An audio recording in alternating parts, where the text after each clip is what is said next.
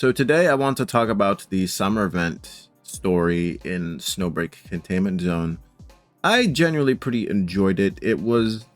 Pretty it was a pretty good story. It was a summer event, so I wasn't really expecting anything like too deep. It was a very light-hearted chapter. We got to see a little bit more about Fenny's insecurities, and we also get to see a little bit more about Sirius's fears and all that dark stuff. But other than that, it was pretty light-hearted. The event basically starts off, or the story event basically starts off with the MC packing up in their room for the vacation, and Fenny decides to burst in. Fenny basically just bursted in to our room in order for us to measure her for her new sexo suit, which was also a little steamy. The vacation spot is in a location called the Helero Sea. This is the first instance I've heard of this area. Maybe we've heard about it before. I'm not really 100% sure or even remember, but the Helero Sea sounds like a different location. Like, I've never heard of that location. Later on in that night, Fenny eventually returns to her room, and she kind of ponders about her life or her marriage with the adjutant. Everything just seems like the same old, same old. So on this vacation, she kind of plans to spice things up. And in the morning, she basically starts it off by having us sleep on her lap during the flight to the Helero Sea.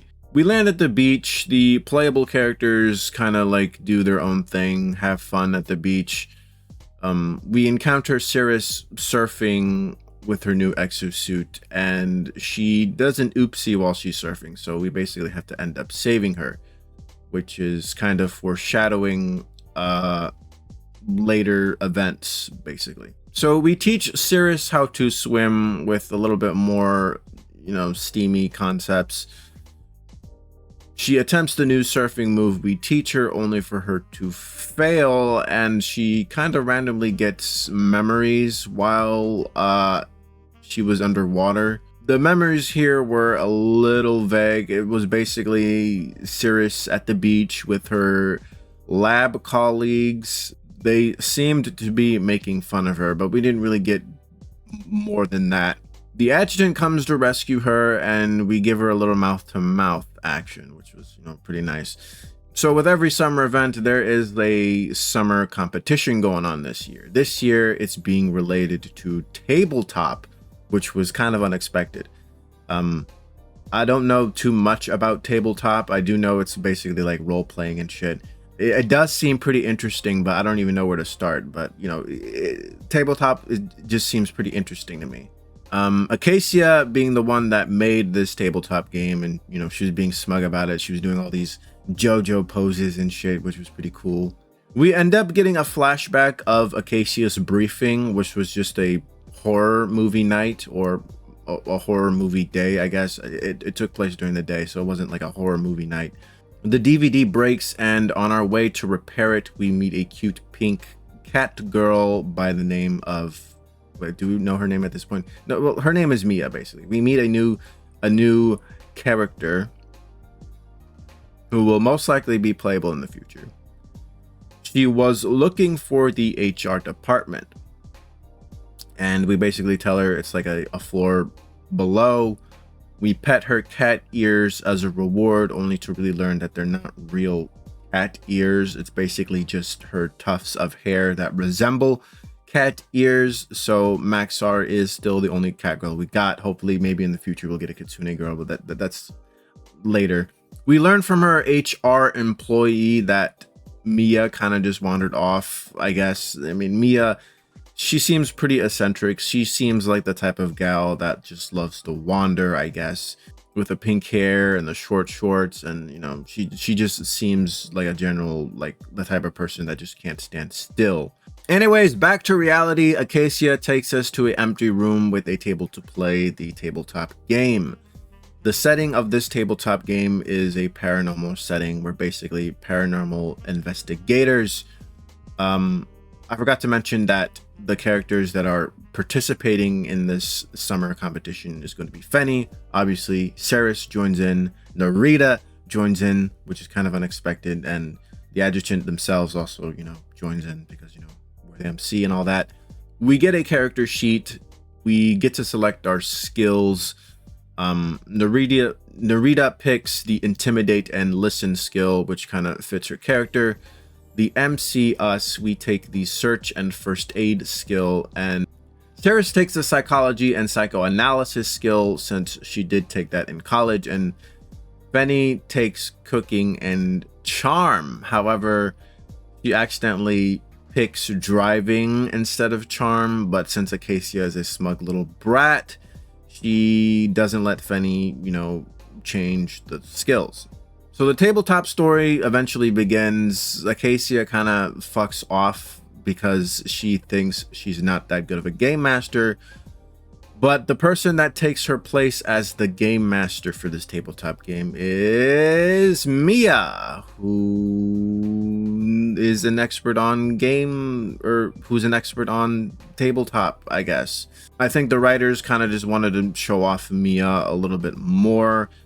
I generally do think she is going to be playable, due to the later events in the summer event. Anyways, back to the tabletop story. We end up in a hotel. Narita uses her intimidate skill on the receptionist to have us all in one room. The most interesting part about this summer event is that I think there is like multiple paths that you can take depending on like which character uses their skill. I think you'll get like different results and stuff. Not to mention you have to roll the dice in order to use your skills. Anyways, since the characters all get one room, we eventually get a phone call that tells us that we have to rescue the caller. So we basically, start the investigation, like how normal or how paranormal investigators do. The caller also tells us that some shit is supposed to go down by midnight, so we have a window of time of 2 hours to investigate whatever the fuck is going on in this bitch-ass hotel. We roll the dice for luck, and you get to choose which characters can roll. I chose Fenny to roll the dice, and we end up with like some tiny little go-kart, and I guess Fenny's driving skill kind of works out here. I wonder what happens if you picked other characters, but for Fenny in this case, you basically just get like a go-kart for Fenny to drive with us. While we're driving, some weird ghost-like thing is also chasing us down. This is most likely played by Cherno, since, well, Cherno is most likely the only real culprit that can really play or role play as a scary ghost. We get to roll the dice again for Fenny's driving to outrun this ghost. We get a fail at first, or at least I get a fail at first, but we get a reroll anyways, so we eventually escaped. Once we've escaped, we eventually get to a door 404, I believe. We get a chance to roll for inspiration here. So for this segment, I chose Ceres, and she convinces the door lock to be cheese pizza with her psychological skills. So the lock became cheese pizza, and now it's no longer a lock, so we can go through the door, which is pretty silly. I wonder what happens if you chose other characters. Maybe Narita would like intimidate the lock. She also has like the listen skill. I don't know. Maybe she'll listen to like the lock's problems or some shit. I don't know. Yeah, but pretty interesting. Anyways, we find Vidya in this room. This time she role plays as a battered NPC, which she kind of takes very seriously, since it makes sense, since Vidya is pretty interested in theater and all that stuff, so it makes sense that she takes her role very seriously. One thing to note is that during this tabletop game, Narita kind of like stops the role play, because she kind of tends to take things seriously, but then when she gets reminded by Mia to not take things seriously, she kind of goes back into role playing, which is pretty funny. Anyways, we theorized that it was Vidya that was giving us the call that something is going down in this hotel. I tried to have Ceres analyze her, but I got a fail, but we eventually just investigate the paper that Vidya was staring at. Apparently there's some ritual we got to do that involves silver powder, which also happens to be on the top shelf. Cirrus ends up falling down a laundry chute when she heard something down there, which is also foreshadowing a future boss. Turns out it was nothing. So Cirrus ends up basically in the laundry room, and we all decide to regroup at the lobby. However, during the regrouping, Fenny loses the group due to her spacing out, and she eventually gets lost. And at this point, the adjutant is starting to notice that something is fishy since, well, Fenny is fucking missing, Fenny, our wife. So the adjutant decides to investigate on his own, leaving Narita and Mia behind. We contact Clarena since her family happens to own the hotel that we're playing this tabletop game in. She lets us know that there's like some plant at the bottom of the basement known as CPHL112 releases some type of spores that basically fucks with somebody's mind and basically amplifies it if that person happens to be very anxious, aka Fenny, who is very anxious about her life being the same old, which is why Fenny got the hallucination of her getting lost and ending up in the same place or the same lobby over and over and over again, because Fenny is concerned about having a life with the same old.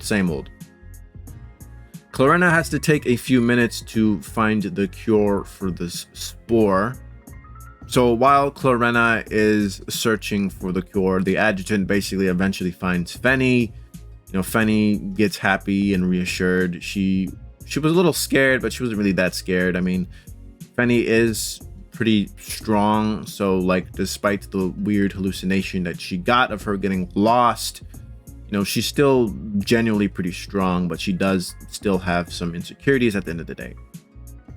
So once we encounter Fenny basically asks us, are you bored of me? And the MC basically reassures her that, no, Fenny, I'm not bored of you. You're fun, you're lovely, you're hot.